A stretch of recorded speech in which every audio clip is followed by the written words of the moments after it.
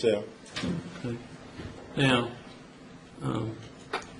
did you know on April 18th at 7:33 a.m. that there was somebody watching you? No, I don't think so. You have any? You've watched this before, haven't you? Yes, Okay. I've watched this before. Do you know what you were doing on that day? Yeah. Oh, on this day or the previous day? April 18th, yeah. Okay, on April the 18th, this day, I am driving up to a job site in West Kentucky of a house that I had designed and was building for David and Sabrina Temple, who live here in Williamson County. Okay. Now, I want to focus on how you were doing in mid to late April and May, things of that nature. How were you? How were you doing back then? In mid-April, I began to feel better, somewhat. I had been going to one physical therapist for quite a while, and I had more or less what they call plateaued. I'd gotten somewhat better, but I wasn't getting any better. I mean, I just stopped getting better. At this particular time, I was going up to West Kentucky. My back was hurting me, but this house and this job had been contracted before this accident. It had already been started, and I was going up there to check on it.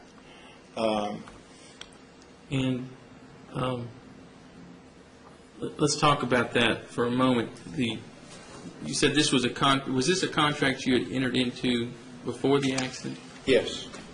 So, because of the accident, were you delayed? Was the project delayed in any way?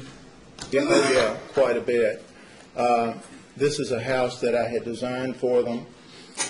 In fact, it was a virtual duplicate of the house that Ruth and I had built as our retirement home up there on the lake that we also had to sell. And Mr. Temple saw it, and his wife came up one day and he said, "This is exactly what we want." But we wanted it a little bit larger. We wanted to make a few modifications. So in the time period before the accident, I had done all the drawings and actually started the construction of the house. At the time of the wreck, I couldn't get up there to check on it. I was flat on my back for a long time. So construction pretty well halted for a while. And then we got it going. Let's point here. We got the surveillance guy there videoing you cleaning your windshield. Yeah. There. Yeah. Was that something that you have claimed in this lawsuit that you can't do, is clean a windshield? No, of course not. Okay. And I think after this, you will have.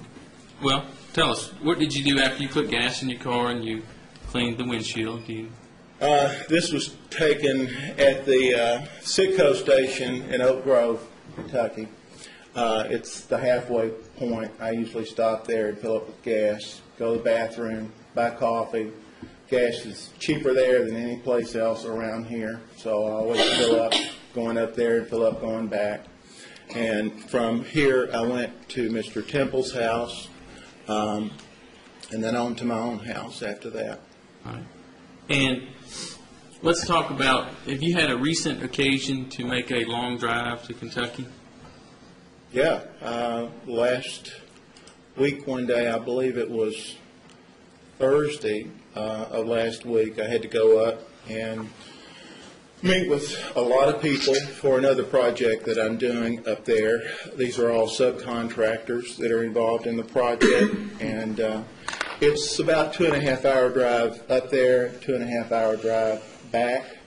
While I was there, now this is up in Eddyville, Kentucky, which is Lyon County, Lake Barkley area, up I-24 past Clarksville.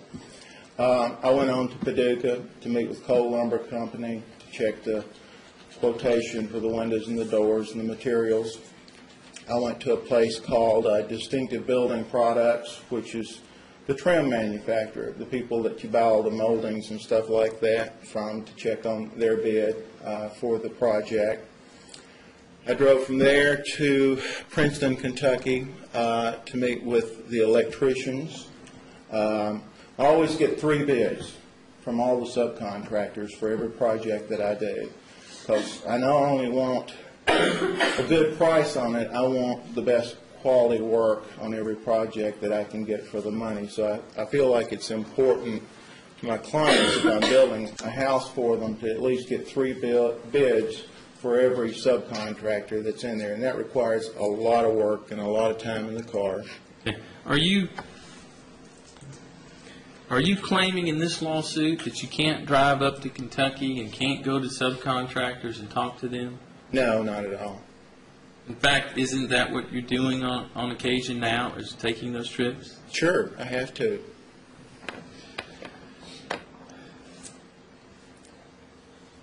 Now, let's talk a moment about Tracy Calkins. Tracy Calkins. Did you go to Tracy Calkins at or about the end of April of 2003? Yeah, as I recall, it was the last week of April that I had quit going to Larry Lawson at the Brentwood Rehab Center, and Dr. Howell had got me into the Tracy Calkins Rehab Center out on Old Hickory Boulevard in Brentwood. And I'd gone there for, I would say, 3 or 4 times before the next piece of this video was taken. Well, you saw what I put up in my opening about the Tracy Calkins. I can't put it up now because we've got the video, but what were you telling the people at Tracy Calkins about how you were feeling in the end of April and the 1st of May?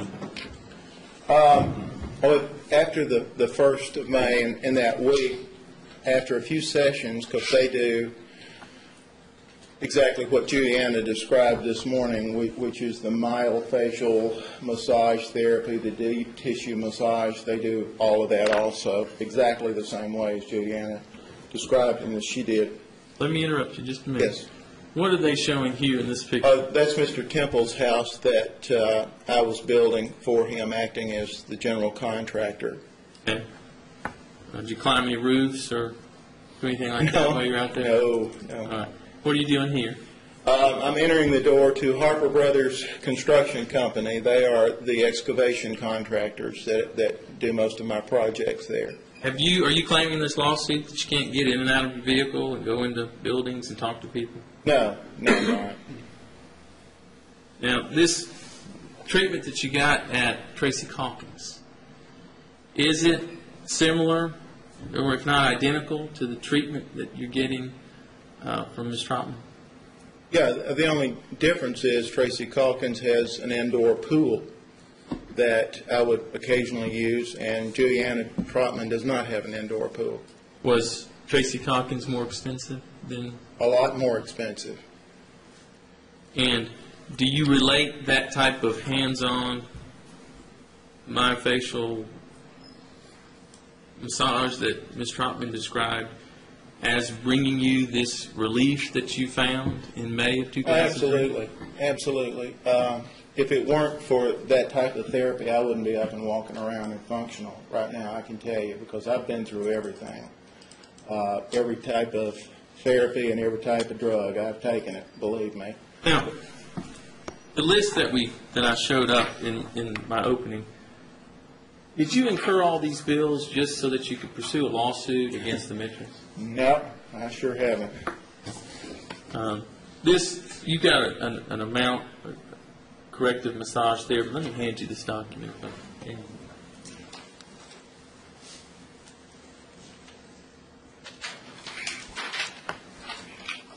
That corrective massage therapy, how much is that? $7,480. Is that how much money you've paid Ms. Trotman for her treatment? Yes, to date. That's out of your own pocket? Yes. And these other bills here, are those bills that you have incurred as a result of this car accident? Yes. Now, what's happening here? Where is this location? Is this a different Oh, this is the guy, the surveillance guy driving by my house. This was our retirement home, and that was my car there. Okay. You don't own that house anymore, do you? No. Okay. Was that an asset that you sold? Yeah, we had to sell it. Why? We had to sell it. Why? Why?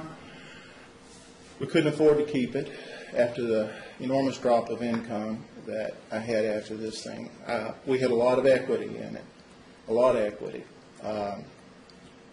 It also was on a bluff lot. What you see right there was the street side. And I think later on in this tape you'll see from a distance the back side of the house taken from a long distance away. It was straight down to the water, a bluff down there where we had a boat dock. And as I recall, there were 5 full flights of stairs from the basement level all the way down to the boat dock where we kept our ski boat. Now, we may come back to that, but I don't want to stop the tape. What address is this? That's the Key Drive house, and that's my for sale sign from June Doak on that. Okay. Why were you selling your home on May 1st of 2003? We could not make the payments. There was no way that we could keep making the payments on 2 mortgages and 2 houses. Okay. Now you're going to be coming out here with your lawnmower. Tell me what were you trying to accomplish on this day? And what I want to get from you is, are you claiming in this lawsuit that you couldn't do what's pictured on this videotape? That you couldn't push mow, weed eat, or anything like that? No, I'm not claiming that at all.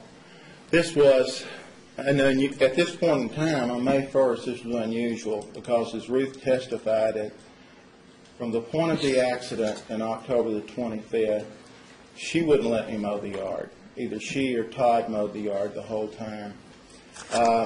But on this day, I'd gotten a phone call from my realtor. We had a contract on the house from a trust fund that was paying cash for the house. Okay, now here we go. Yeah. What kind of mower was that? It's a self-propelled mower. All right. And how big is the piece of property there that you're cutting? I know exactly how big it is. It's 0.17 of an acre. Okay, now, you exerting a lot of effort there? Am I exerting? Yeah, I mean, you... Not really. It's a postage size, stamp size lot. It's flat. It's a self-propelled lawnmower. No, I'm not exerting very much at all. And before the accident, how long would it take you to knock that yard in? We used to joke about it. I could do it in 15 to 17 minutes flat. Right. And we'll see how long it takes you here to do that. Go ahead. Tell us what was happening with the house. You said there was Well, we'd gotten a call at 7 o'clock that morning from our realtor saying that Mrs. Troust, who was the lady that had the trust, she was buying this house for her children to live in. And the only contingencies on the contract were the homeowner's inspection and the walkthrough, and the appraisal. I'm sorry, you can combine those. There were really 2. The contingency for the appraisal and the inspection, and then, of course, her walkthrough there. I'd gotten a phone call that morning from the realtor saying, surprise, they're coming this morning. She said, get out there, mow the yard, get the house straight because they're doing everything today. So Todd was not available to do it. He was not with us that week. Ruth was not available. I did it.